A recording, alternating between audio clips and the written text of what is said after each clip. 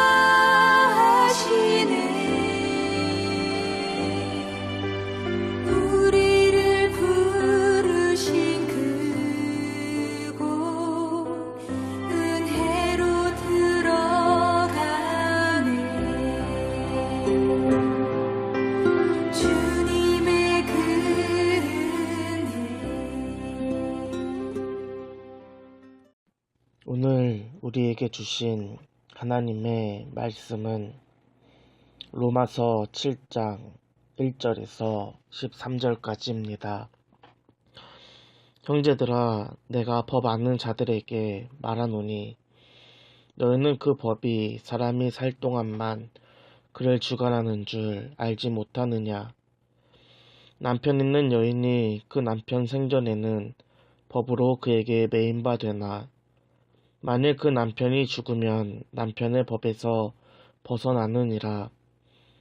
그러므로 만일 그 남편 생전에 다른 남자에게 가면 음녀라.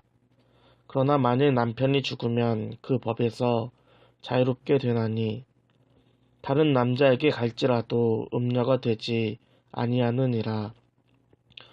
그러므로 형제들아, 너희도 그리스도의 몸으로 말미암아 율법에 대하여 죽임을 당하였으니 이는 다르니 곧 죽은 자 가운데서 살아나신 이에게 가서 우리가 하나님을 위하여 열매를 맺게 하려 함이라.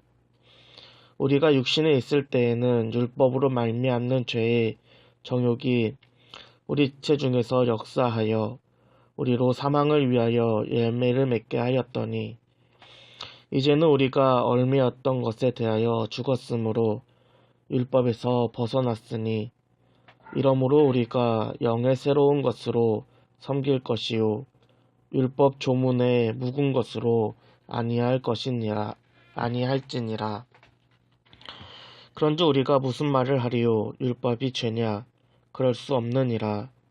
율법으로 말미암지 않고는 내가 죄를 알지 못하였으니 곧 율법이 탐내지 말라 하지 아니하였더라면 내가 탐심을 알지 못하였으리라. 그러나 죄가 기회를 타서 계명으로 말미암아 내 속에서 온갖 탐심을 이루었나니 이는 율법이 죽으면 죄가 죽은 것임이라. 전에 율법을 깨닫지 못했을 때에는 내가 살았더니 계명이 이름에 죄는 살아나고 나는 죽었도다. 생명에 이르게 할 계명이 내게 대하여 도리어 사망에 이르게 하는 것이 되었도다. 죄가 기회를 타서 계명으로 말미암아 나를 속이고 그것으로 나를 죽였는지라. 이로 보건대 율법은 거룩하고 계명도 거룩하고 의로우며 선하도다. 그런즉 선한 것이 내게 사망이 되었느냐? 그럴 수 없느니라. 오직 죄가 죄로 드러나기 위하여 선한 그것으로 말미암아 나를 죽게 만들었으니 이는 계명으로 말미암아 죄로 심히 죄되게 하려 함이라.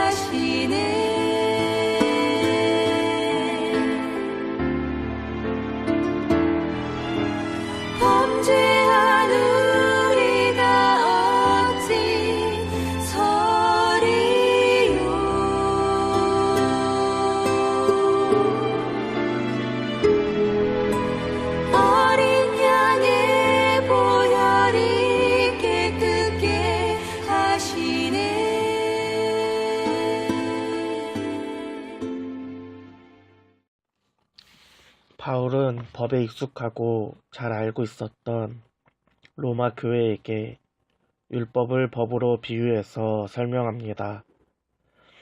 법은 사람이 살아있는 동안에만 유효합니다. 바울이 예를 들었던 것 같이 남녀가 결혼하여 부부가 되면 법으로 관계가 인정됩니다. 그와 동시에 부부는 법적으로 책임을 져야 합니다. 남편은 다른 여인을 품어서는 안 되고 아내도 다른 남자들에게 가서는 안 됩니다. 만약 각각 아내와 남편을 두고 다른 사람과 관계를 맺으면 간음죄가 성립되고 그에 따른 처벌을 받습니다. 그러나 이러한 법적인 효력은 사람이 살아있을 때까지만 유효합니다. 만약에 부부 중에 한 사람이 죽으면 남은 사람은 법으로부터 자유를 얻습니다. 아내를 잃은 남편이 다른 여인을 품거나 남편을 잃은 여인이 다른 남자에게 가더라도 법적으로 아무런 문제가 없습니다.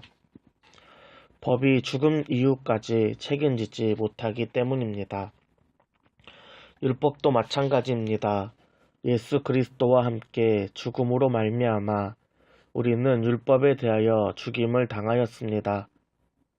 법이 죽은 사람에게 효력이 없듯이 더 이상 율법이 우리를 주관할 수 없습니다. 이는 세상과 다른 그리스도께서 죽은 자 가운데서 살아나심과 동시에 우리도 함께 율법에 대하여 죽고 부활하였기 때문입니다. 이제 우리는 율법에서 벗어나 하나님을 위하여 열매 맺는 삶을 살아야 합니다. 전에는 우리가 육체의 지배를 받았습니다. 그로 인해 죄의 정욕이 우리의 삶을 이끌어 갔습니다. 죄 안에 거하던 우리는 사망의 열매를 맺었습니다. 그러나 이제는 그리스도를 통하여 죄에 대하여 죽고 율법에 대하여 벗어났습니다.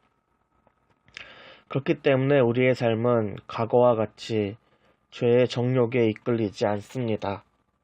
성령 안에서 새로운 마음으로 하나님을 섬겨야 합니다. 진리의 영, 성령을 통하여 하나님의 사랑을 알고 그 사랑을 통하여 열매를 맺어야 합니다. 그렇다고 해서 율법이 악하고 죄인 것은 아닙니다. 이에 대하여 바울은 7절을 통하여 이렇게 이야기합니다. 그런즉 우리가 무슨 말을 하리요? 율법이 죄냐? 그럴 수 없느니라. 율법으로 말미암지 않고는 내가 죄를 알지 못하였으니 곧 율법이 탐내지 말라 하지 아니하였더라면 내가 탐심을 알지 못하였으리라. 율법은 하나님이 주신 것으로 악한 것이 아닙니다. 하나님께서 우리에게 율법을 주신 이유는 죄를 깨닫게 하시기 위함입니다. 율법이 없이는 죄를 깨달을 수 없습니다. 오히려 율법이 없으면 죄는 감춰지고 나타나지 않습니다. 율법을 통하여서 잘못을 깨닫고 죄를 발견할 때 하나님이 나에게서 멀어진 것을 느낄 수 있습니다. 하나님께서는 생명의 주관자시요 우리 생명의 공급입니다. 하나님 없이는 살아도 살아있는 것이 아닙니다. 반대로 하나님 안에 거하면 죽을지라도 영생을 누릴 수 있습니다. 그러나 죄는 우리의 눈을 가립니다. 마치 율법 자체가 죄라고 우리를 속이기도 합니다. 하나님께서 우리에게 율법을 주신 이유는 잘 지키라고 주신 것이 아닙니다. 오히려 율법을 통하여 죄를 깨닫고 하나님께로 돌아오고 하나님만 붙잡으라는 통로로 주신 것입니다. 그러나 죄는 인간의 한계를 역이용하여 율법 자체를 죄로 만들고 율법을 어기는 즉시 사망에 이른다고 우리를 속이고 있습니다. 이에 대하여 바울은 13절을 통하여 이렇게 이야기합니다. 그런즉 선한 것이 내게 사망이 되었느냐? 그럴 수 없느니라. 오직 죄가 죄로 드러나기 위하여 선한 그것으로 말미암아 나를 죽게 만들었으니 이는 계명으로 말미암아 죄로 심히 죄되게 하려 함이라. 계명은 죄를 더 심한 죄되는 것을 깨닫게 합니다. 그와 동시에 우리의 한계를 인정하게 하고 하나님의 긍휼하심과 은혜, 도움을 구하게 합니다. 이제 율법에 대하여 우리는 자유를 얻었고 나아가 죄를 경계하며 성령 안에서 거룩한 열매를 맺어야 합니다. 마지막으로 예수님이 우리를 사랑하듯이 우리도 서로 섬겨야 합니다. 오늘 우리 삶에서 죄를 벗어나고 하나님의 열매를 맺는 삶이 될 수 있도록 함께 기도하겠습니다.